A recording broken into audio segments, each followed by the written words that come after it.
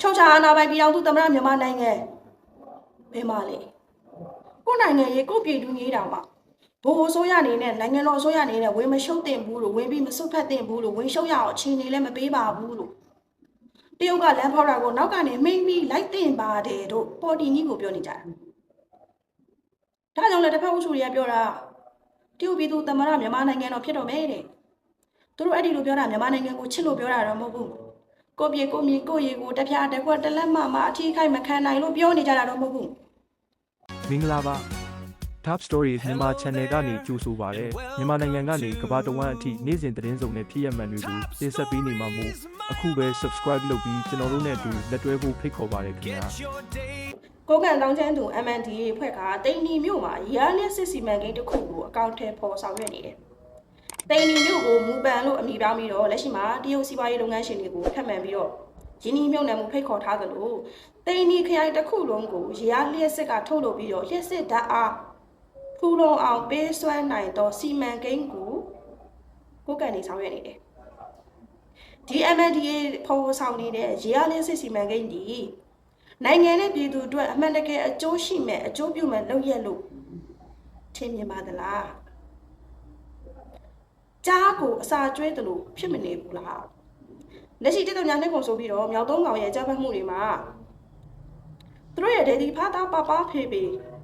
တရုတ်တွေကဖြက်လေးဖြက်လုပ်လိုက်လို့ဒီကလျှက်စစ်တာဖြတ်တောက်လိုက်လို့သူတို့အားမတန်ပဲမန်လျှော့ခဲ့ရတဲ့ခိုက်တန်နေရှိတယ်ဒါကြောင့်မလို့လက်ရှိမှာMNDA တွေကလျှက်စစ်တာရဖို့အတွက်တိန်နီခရိုင်တစ်ခုလုံးကိုစွန့်ရင်ဖူလုံအောင်ပေးနိုင်မဲ့ရေအားလျှက်စစ်စီမံကိန်းတစ်ခုကိုအကောင့်ထဲပေါ်ဆောင်ရွက်နေကြောင်းဓာတ်ပုံမှတ်တမ်းအပြည့်စုံနဲ့ဖော်ပြလာတယ်။ဘာလို့ကြမလဲ။ဒီစီမံကိန်းကနိုင်ငံနဲ့ပြည်သူအတွက်အမှန်တကယ်အကျိုးရှိမဲ့စီမံကိန်းလို့ထင်ပါသလား။ကလားကိုလည်းနေရာမပေးနဲ့ကြားကိုလည်းအစာမကျွေးနဲ့ဆိုသလိုတပုံနေအတွက်လူအင်အားလက်နက်အင်အားတောင်းတင်းလာတာနဲ့များနိုင်ငံတော်ကိုပုံကံဖို့အမြဲတမ်းကြံစည်နေတဲ့တပုံနေအတွက်ကြားကိုအစာကျွေးသလိုဖြစ်မနေဘူးလားကိုကန်ကပလောင်တွေကိုလည်းမောင်းထုံနေတယ် KIA တွေလည်းမောင်းထုံနေတယ်နော်လာရှုံမူဆယ်ပြောင်စုလမ်းမကြီးတစ်လျှောက်မှာပလောင်တွေကိုတိုက်ထုတ်တယ်ကချင် KIA တို့မောင်းထုတ်တယ်မောင်းထုတ်ပြီးတော့တူတူဦးတဲ့ကြီးစိုးနေပြီးတော့လက်ရှိမှာဆိုရင်ရေရရဲ့စစ်စီမံကိန်းကတော့အကောင့်ထဲပေါ်ဆောင်ရွက်နေကြတယ်ကျမတို့ဘယ်လိုကိုင်းတွဲမလဲနိုင်ငံတော်ဆိုရနေတဲ့ဒီကိစ္စပေါ်မှာအချိန်မီနော်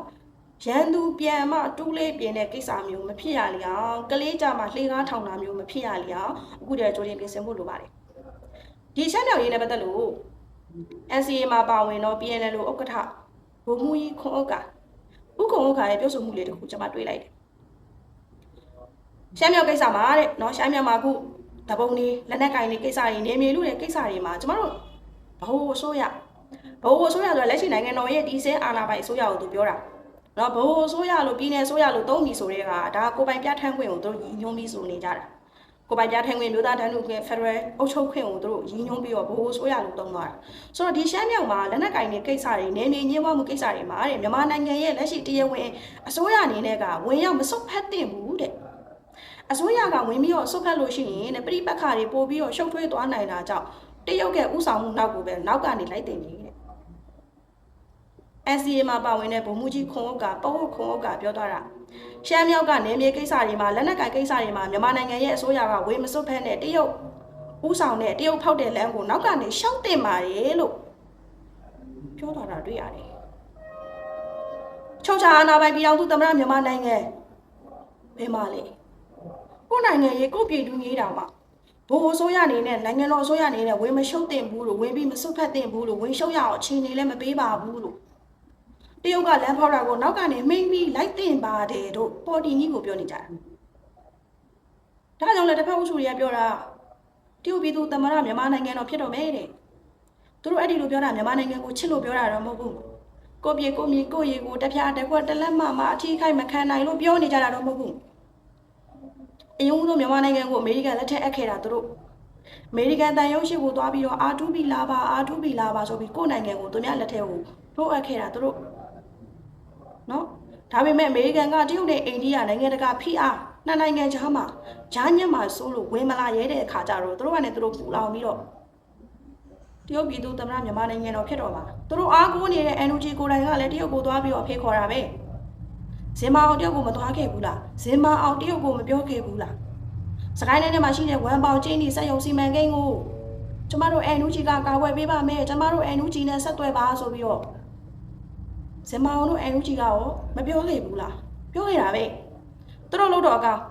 သူတို့တရုတ်နဲ့ဆက်သွယ်တော့အကောင်သူများကတရုတ်နဲ့ဆက်သွယ်ရင်တရုတ်ပြည်သူသမ္မတမြန်မာနိုင်ငံတော်ဖြစ်အောင်လုပ်နေကြတာနော်ဆိုတော့ဘာလို့မကောင်းဘူးလို့ထင်နေမြင်နေတဲ့အစိုးမြင့်ဝါဒီလီကလည်းမြန်မာပြည်မှာတိတ်များတယ်နော်ကိုကလူသက်တော်တော်လိုက်ရေးသူများကလူသက်တော်စစ်အာဏာရှင်နော်ဆိုတော့ဒီရှမ်းမြောက်ရေးနဲ့ကိစ္စနဲ့ပတ်သက်လို့ကိုကဲရဲ့ရေးရလျက်စစ်စီမံကိန်းတိစောက်နေတာနဲ့ပတ်သက်လို့နိုင်ငံတော်ဆိုရအနေနဲ့အချိန်မီကြားကိုအစာမကျွေးဖို့လိုပါတယ်အယုံဆုံးမြန်မာနိုင်ငံကိုအမေရိကန်လက်ထက်အပ်ခဲ့တာသူတို့အမေရိကန်တန်ရုံးရှိကိုသွားပြီးတော့R2B လာပါ R2B လာပါဆိုပြီးကိုယ့်နိုင်ငံကိုသူများလက်ထက်ကိုထိုးအပ်ခဲ့တာသူတို့နော်ဒါပေမဲ့အမေရိကန်ကတရုတ်နဲ့အိန္ဒိယနိုင်ငံတကာဖိအားနှစ်နိုင်ငံကြားမှာဂျားညက်မှာစိုးလို့ဝင်မလာရဲတဲ့အခါကျတော့သူတို့ကလည်းသူတို့ပူလောင်ပြီးတော့တရုတ်ပြည်သူသမ္မတမြန်မာနိုင်ငံတော်ဖြစ်တော့မှာသူတို့အားကိုးနေတဲ့ NUG ကိုယ်တိုင်ကလည်းတရုတ်ကိုသွားပြီးတော့ဖေးခေါ်တာပဲဇင်မာအောင်တရုတ်ကိုမသွားခဲ့ဘူးလားဇင်မာအောင်တရုတ်ကိုမပြောခဲ့ဘူးလားစကိုင်းတိုင်းထဲမှာရှိတဲ့ဝမ်ပေါင်ကျင်းဒီစက်ရုံစီမံကိန်းကိုကျမတို့ NUG ကကာကွယ်ပေးပါမယ်ကျမတို့ NUG နဲ့ဆက်သွယ်ပါဆိုပြီးတော့ဇင်မာအောင်တို့ NUG ကရောမပြောခဲ့ဘူးလားပြောခဲ့တာပဲသူတို့လို့တော့အကောင်သူတို့တရုတ်နဲ့ဆက်သွယ်တော့အကောင်သူများကတရုတ်နဲ့ဆက်သွယ်ရင်တရုတ်ပြည်သူသမ္မတမြန်မာနိုင်ငံတော်ဖြစ်အောင်လုပ်နေကြတာနော်ဆိုတော့ဘာလို့မကောင်းဘူးလို့ထင်နေမြင်နေတဲ့အစိုးမြင့်ဝါဒီလီကလည်းမြန်မာပြည်မှာတိတ်များတယ်နော်ကိုကလူသက်တော်တော်လိုက်ရေးသူများကလူသက်တော်စစ်အာဏာရှင်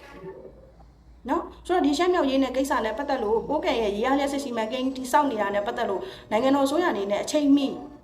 ကြားကိုအစာမကျွေးဖို့လိုပါတယ်